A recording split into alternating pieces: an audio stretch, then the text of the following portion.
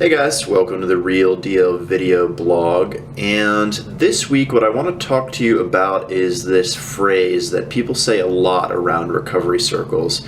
If you hang out at meetings or attend counseling or attend treatment somewhere, this is definitely something that you'll hear. And the expression is, the best way to keep it is to give it away. So what does this mean? It's kind of a confusing expression. What does it refer to? Because it doesn't really make sense. How can you keep something and also give it away? And it's not a trick, it's not a riddle, and what it means is that the best way to stay in recovery is to work with others and help them to do the same.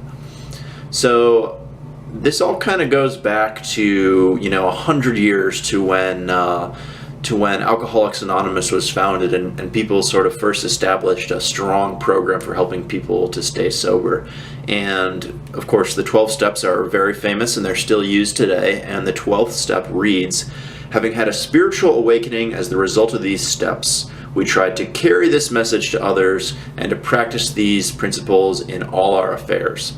So the 12th step is all about bringing that message of recovery, that hope, and that salvation to other people, and that's done by working with others. And that is, it's one of the steps. It's a core part of this recovery and of this sobriety. And of course, not everyone does the 12 steps, and I'm not saying any one path to recovery is valid, but working with others is absolutely vital. I am saying that.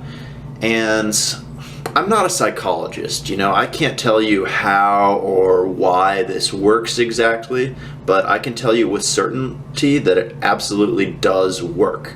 Every single person that I've seen in successful long-term recovery spends at least some time working with others. And in fact, many of the people I know in long-term recovery spend a lot more than just a little time doing this. I've met people who have even made their entire career focused around working with others, such as the people at Real Deal. That's what many of them do, obviously. And there are quite a few different ways to go about this, a lot of different ways to skin the cat when it comes to helping others. The easiest way is going to meetings and sponsoring others. That's traditional. That's been going on for 100 years in Alcoholics Anonymous, like I just talked about, and many of the other recovery programs have sponsorship or have mentorship or things like that. Simply volunteering, simply being the person to make the coffee at the beginning of the meeting, that absolutely counts. That absolutely counts as helping others. It's service, You could also work as a manager or mentor in sober living. A lot of people in recovery go through sober living, and many of them decide to stay on. They're having a positive experience, and it's done a lot for them, so they stay on. They work as the house manager, or they mentor others. It can come with added bonuses like getting your own bedroom, for example, while still getting to enjoy the sober supportive environment.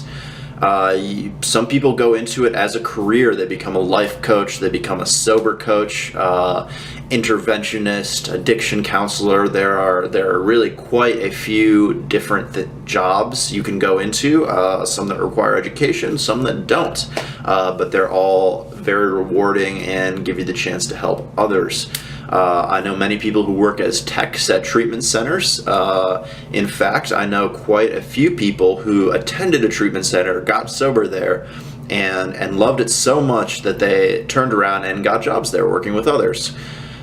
There's even volunteering, places like shelters, places like needle exchanges. These desperately need man hours and resources, and helping them basically directly helps people who are struggling with addiction and can put you in direct contact, give you the chance to really make a difference. The important thing to remember here is just how precious and fragile this gift of sobriety is. People coming in who are first getting sober, they'll do anything to stay that way. They remember how bad things were in addiction, and they will do anything to get out of it. But over time, as they get comfortable, as their life is established and they have the things that they want, they're not they're not hungry and hungover or in withdrawal anymore. That desperation starts to fade. They forget just how bad things were, and maybe they're not as willing to do the things they were before. Their meeting attendance slips. They're not taking those steps that they were taking every single day before. And sometimes this can unfortunately lead to relapse. And that is why it's so important to stay involved, to help others and never forget what it's like to be there. That commitment, that involvement is vital. These people who come in are freshly sober and really struggling, and working with them just really can keep you in touch with who they are and where they are and where you were. And if you want to hold on to what you have to keep doing the work that got you there. I mean, that's common sense, but a lot of people seem to forget it. And often that means working with others just like others at one point worked with you. And to take a step back from it, think about just how amazing the gift that you've been given is. You've been given a life back. You've been given this amazing, amazing gift of recovery. And because you're in recovery, you are in a unique position to give that to others. As someone in recovery, you are more qualified a lot of times than professionals, doctors, counselors, psychologists, no matter how educated they are, and their services are valuable, of course, I'm not denying that, but there's something different you bring to the table when you've been there, when you have that firsthand experience, and that can truly make the difference with other people. So, in conclusion, what are you waiting for? Go out and help someone.